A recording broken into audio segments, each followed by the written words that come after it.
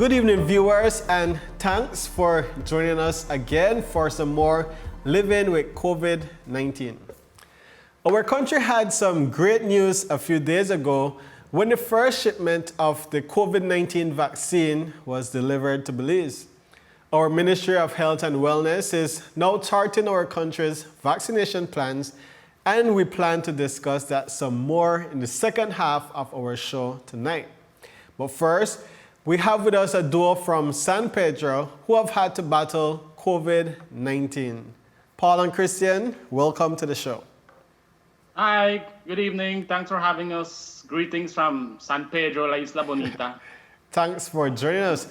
Before we even begin, how is life in San Pedro post-lockdown? Because last year, almost around this time, maybe a few months more, San Pedro was under full lockdown. How has things changed for you guys? Well, you know, for us here in San Pedro, well, we were one of the communities that got affected by the lockdowns at the very beginning before everyone. You know, we had, I think we recorded patient 0 over here. So we were one of the first ones that government decided to lock down. No? We were under complete lockdown for like the first 3 or 4 weeks, like complete lockdown. They were allowing everyone to probably do shopping and go out for necessities, but they were only giving us like a 3-hour stretch. Yeah. And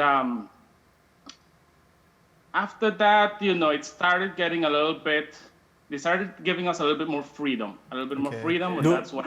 Do things feel more normal now at this juncture? I would want to say normal for San Pedro is not the normal we're currently living in. Normal for San Pedro would always be one of the busiest towns in the country, as everyone knows, you know, due to the volume of tourism that we host down here and so on. Tourism has recently started once again with the opening of the Philip Goldson Airport and so on. So we're seeing like a very small beginning. Yeah, with an inch back. Yes. Okay. Well, Paul and Christian, can you share with us your COVID-19 experiences and perhaps start by saying which one of you was the first to fall ill? Okay, well, that started with me. So Okay. I was the first to fall ill. I clearly recall when the shivers started and the fever started and, all the other symptoms, you would say, started. For me, I think it was like everyone would say, the worst flu that I've ever gotten. I know it was very painful. I was left weak for weeks. And I definitely passed it on to him because, I mean, we live in the same vicinity and we communicate every day. So, he developed it about a few days after? About 4 days after. About 4 days after I had it. You've been confirmed positive. Okay. So, I mean, I was in quarantine for 2 weeks and he was in quarantine for what, maybe 3 weeks? 3 weeks, so almost. So, wasn't fun. Okay.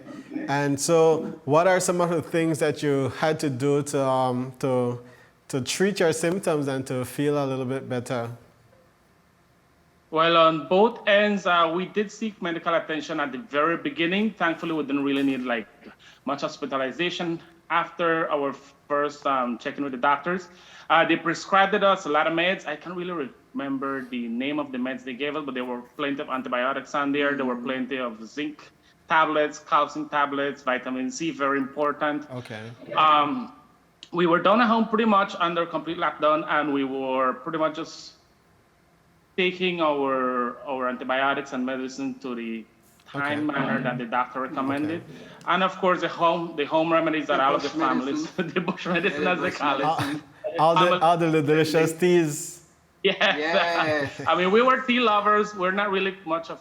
Well, I was a tea lover. He was more Funny thing is, I had so much ginger tea that now I feel like I have a phobia. Like I don't even want to see tea. I don't want to see tea at all. It just I have so much tea.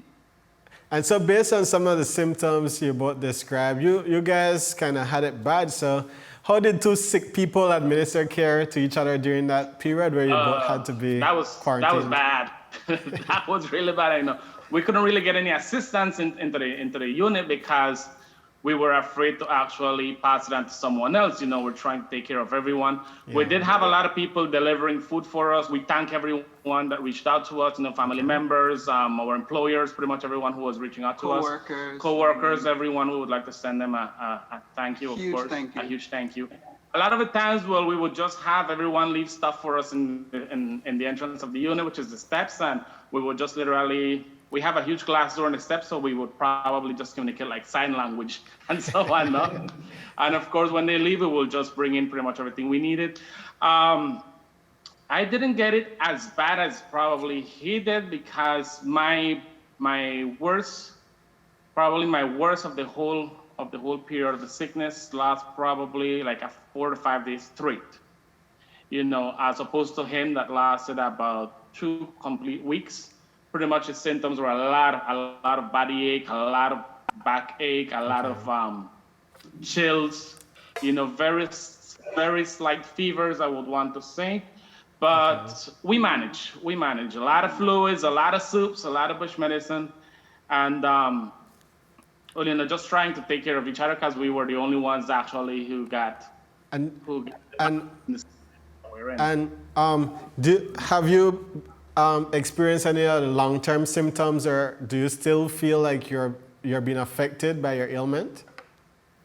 On my side, pretty much it's just after COVID. I'm not sure if it's related at all, but I'm still experiencing like very small aches, like very, very little aches now here and there. But those were kind of like the only after symptoms that I'm feeling. I'm not sure about you. Yeah, on my side, I think I'm completely free of it.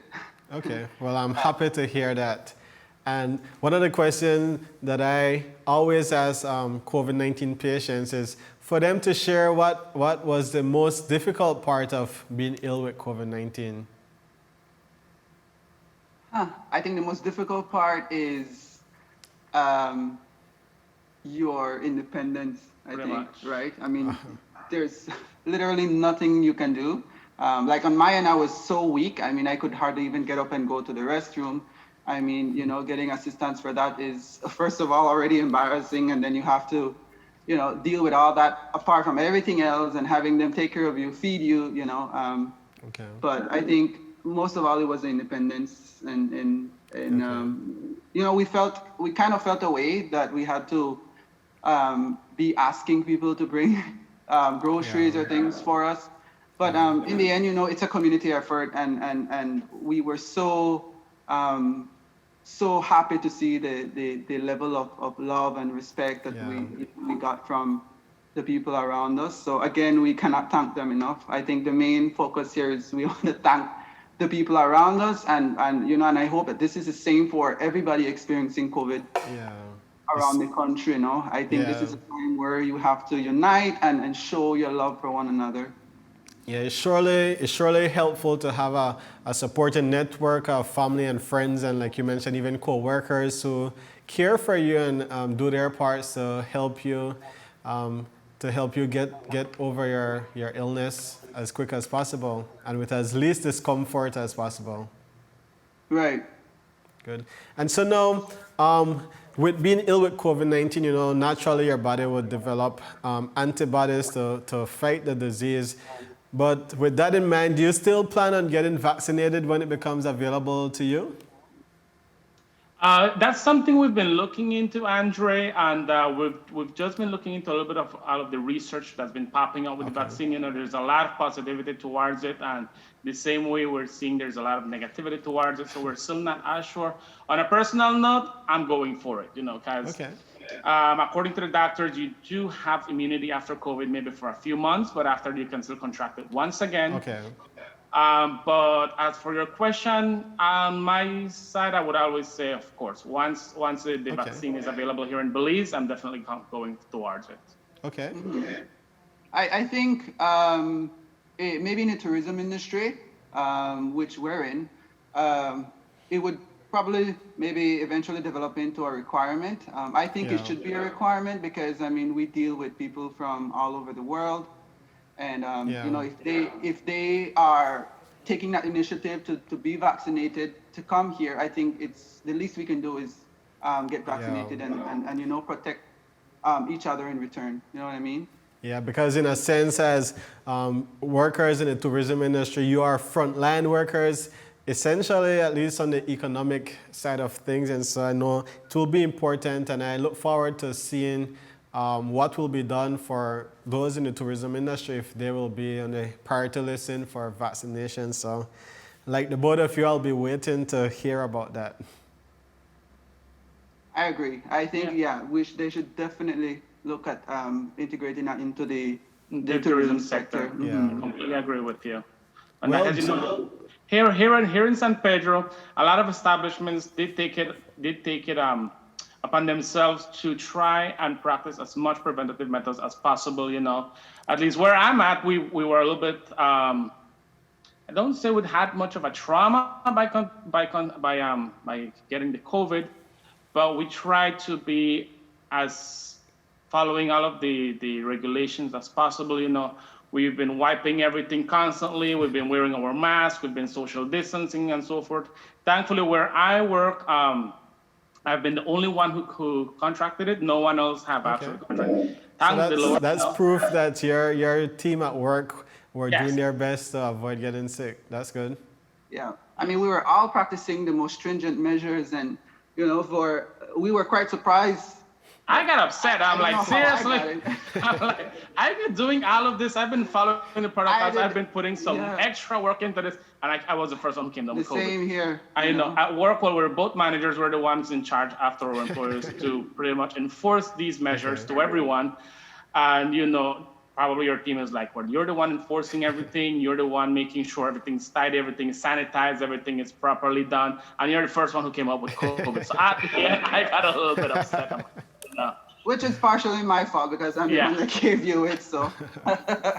Well, I'm glad that you could laugh about it now and that you're still around to share your experiences with us. Yeah, thankfully we didn't have much of a harsh or brutal experience as other people, and of course the rest of the community, the rest of the country who have actually suffered losses to this pandemic and to this virus.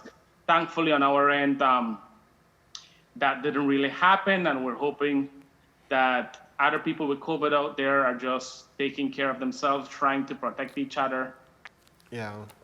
Well, Paul and Christian, I want to thank you both for stopping in on Living with COVID-19 to share your experiences with us. Like I mentioned, I'm very, very happy that you have both recovered and completely recovered based on what you have shared, and hope you continue to stay safe and to ensure that your co-workers also do their best to stay safe. Yeah, well, thank you for having us, Andrea, and of course, we're fans of the network now. And for sure, we would like to encourage everyone to try and practice all of your social distancing, practice your sanitization. Try to be as active as possible when it comes to all of the methods that one requires. No. Not only that, try to be supportive. Try to be supportive to one another as well. There's a time when again we need to unite and help one another because you never know when it's your time. So. Yeah, very important. Well, Paul and Christian, thank you both, and enjoy San Pedro for the rest of us. Always. We will Island life. Island life. Thank you for having us, Sandra. Well, viewers, from Island Life back to our studio life, we'll be taking our first quick commercial break for tonight, but stay tuned because we will be back with more.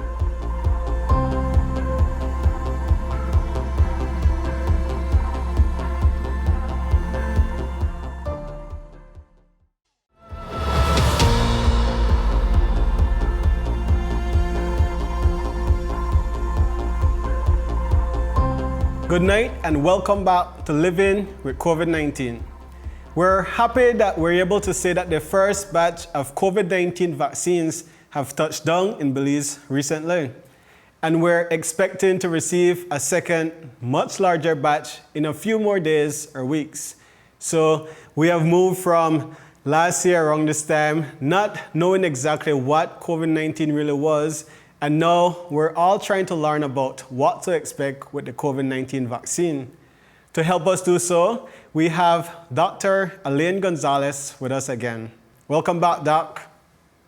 Yes, guys. Good night, everyone, viewers. Good night, Andre. Good night. How are you doing this evening? Not bad right here. Coming home from work. Good. Well, Doc, we are very, very happy to have you here with us. And we really want to hear from you since the vaccines are here now and we have people excited about it. Can you tell us what we should expect when it comes to the distribution of the COVID-19 vaccine? Okay, well, guys, let me just go and do a quick summary on what we're receiving, because we have received the vaccine. And of course, you guys know that we have received the AstraZeneca vaccine. And there are two other vaccines out there. We have the Pfizer and we have the Moderna.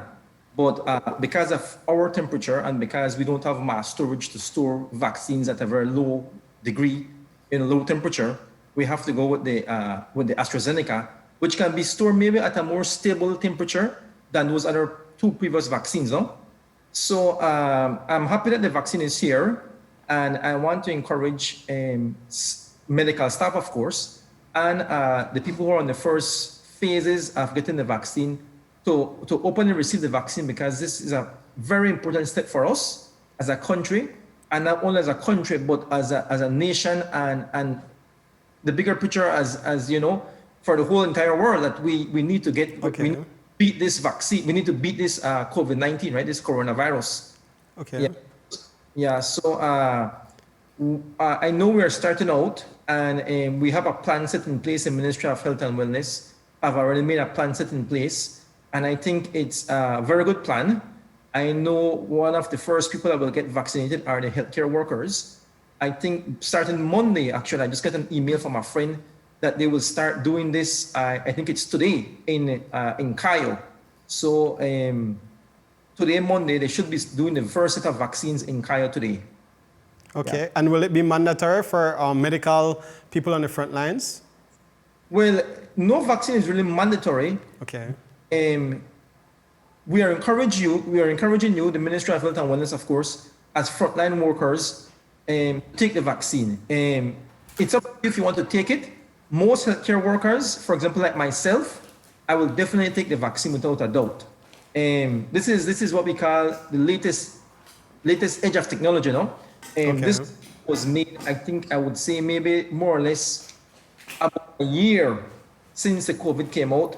Most of the other vaccines were also made about a year. I think the AstraZeneca one took a little bit longer, but it's here now, and this is what is going to help us, especially to create that herd immunity that we have been looking for to spread of the coronavirus, you know, of the COVID-19 disease. And Doc, I would love if you are able to break it down for us in layman's terms so we could understand and so our viewers can understand exactly how a vaccine works and how long should the vaccine be effective after you get your dose, your shots.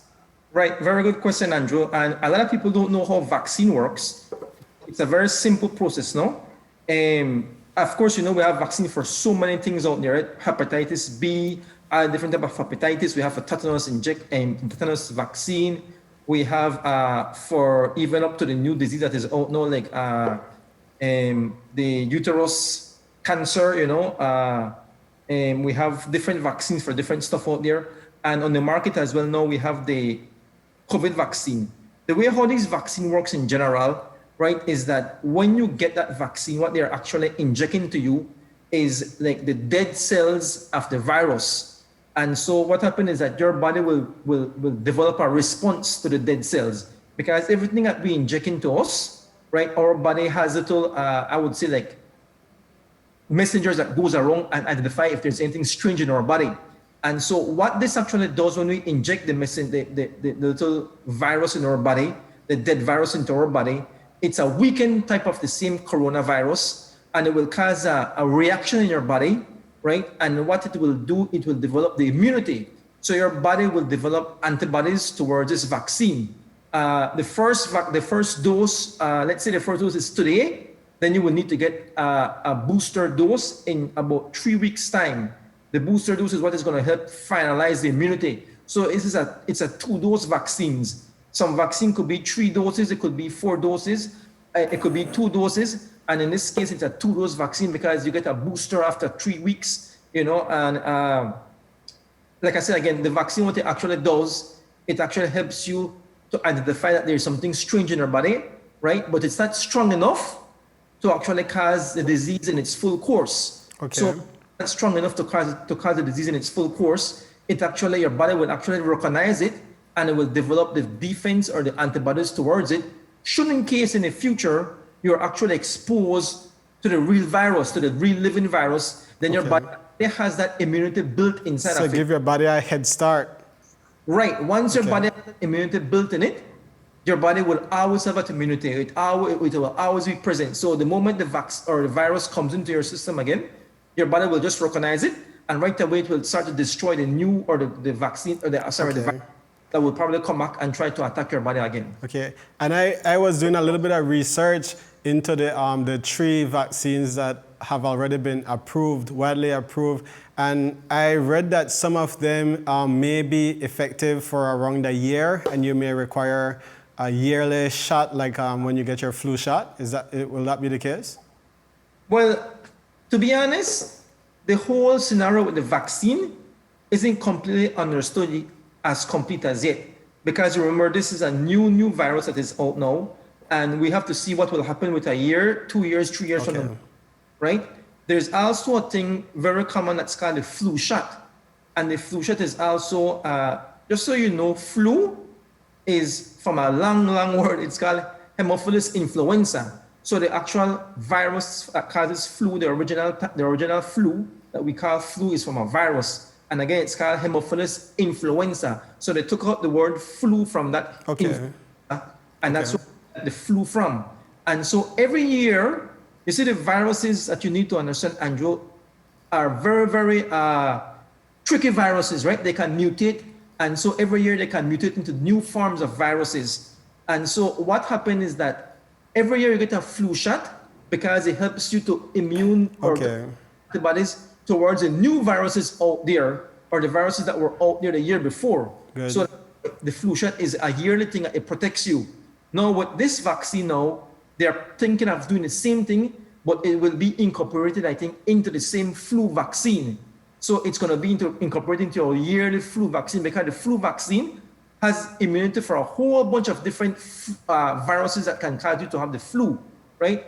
And so, or different strains that can cause you to have the flu. And so I think they will also incorporate this new vaccine into the same flu vaccine so that you can get it as a yearly shot. Keep you protected and covered. Good.